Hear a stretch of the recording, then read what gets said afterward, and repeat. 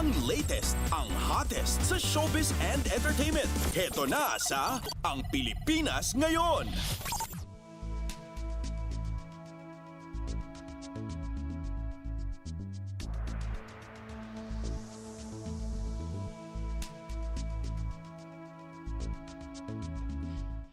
Hello! Magandang araw sa ating mga chismoso at chismosang nag-aabang ng mga trending na balita sa mundo ng showbiz. Ito na ang ratsyada ng ating mga chika.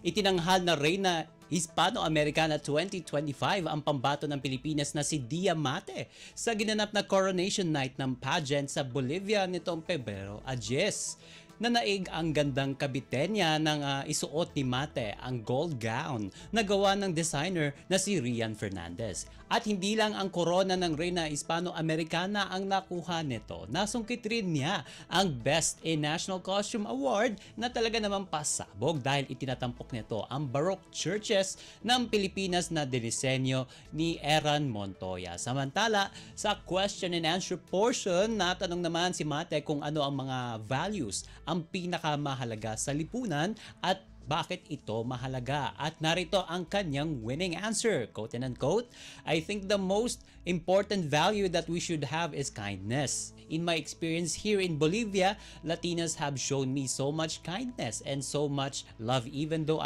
racially I am not Latino. Dagdag pa niya, and the most beautiful thing I've noticed is that even though we don't speak the same language, we share the same culture, same heart, and faith in God. And I hope this shows everybody that if we use kindness, we can show that we are all the same and can create a better world and a better society for us all. Yan yung kanyang sagot sa naging Q&A. Si Mate ay pangalawang Pilipinang na nakapag-uwi ng corona at titulo matapos makuha ng kapuso actress na si Winwin Marquez ang corona noong 2017.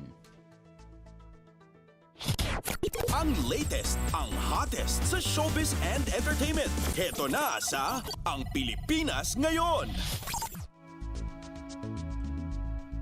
Sa iba pa nating chika for today, pasok sa top influencers of Haute Couture SS25 ang kapuso actress na si Heart Evangelista sa katatapos lang na Paris Haute Couture Week.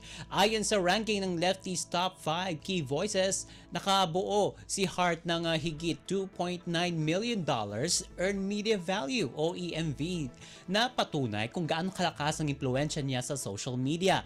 At kabilang sa mataas na traction ang kanyang mga ang kanyang mga naging rampa para sa luxury brands na Schiaparelli at Dior na pareho na mga nakapasok sa top 5 brands ngayong season. At syempre nanguna sa listahan ang South Korean musician na si Jennie ng K-pop girl group na Blackpink na may total value na $16.85 million.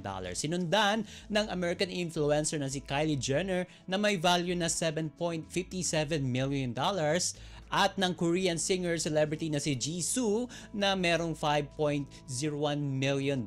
At syempre ang kapatid kapatid ni Kendall Jenner na si Kylie na merong $3.67 million. Ang latest, ang hottest sa showbiz and entertainment. Heto na sa Ang Pilipinas Ngayon. At sa uli nating chika for today, marami sa mga netizen ang napapatanong kung nagkaayos na raw ba ang kontrobersyal na celebrity couple na sina Andy Eigenman at Filmar Alipayo matapos pag-usapan ng isang video na makikitang nanananghalian ang dalawa kasama ang kanilang pamilya sa isang restaurant sa Siargao.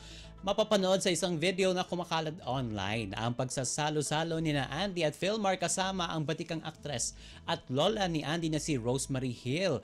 Tanging likod lang ni na Andy at Filmar ang makikita sa video na iyon kasama ang mga anak nila at present ang panganay na anak ni Andy na si Ellie na anak nila ng aktor na si Jake Ejercito. At mababasa sa caption ng video na in-upload nitong Pebrero 10 ang ganito. Okay na, simple lang o simple away lang. Be strong, Andy and Filmar. At Sinabi rin sa caption na nakabisaya na pagsubok lamang ang nangyayari sa kanilang mag-asawa. Bukod dito, ibinahagi rin sa nabanggit na page ang mga larawan ni Rosemary kasama mga anak ni Andy na mula naman daw sa Instagram account ng huli. Yun nga ay si Andy. Pero hindi malinaw kung nagkaayos na ang mag-asawa. Matatandang lumikha ng ingay ang cryptic post ng dalawa at chikang nag-followan ang mag-partner matapos ibunyag ni Andy ang couple tattoo ni na Philmar at girl best friend ni Andy na si Pernilia Sue. Ang latest, ang hottest sa showbiz and entertainment. Heto na sa Ang Pilipinas Ngayon. And OMG, wala na tayong sapat na oras para sa ating balitang artista. Maraming salamat mga ka-chismis sa pakikinig sa aking mga chika for today. Ako po si Mama JT para sa Radyo Pilipinas World Service. Ang latest, ang hottest sa showbiz and entertainment. Heto na sa Ang Pilipinas Ngayon.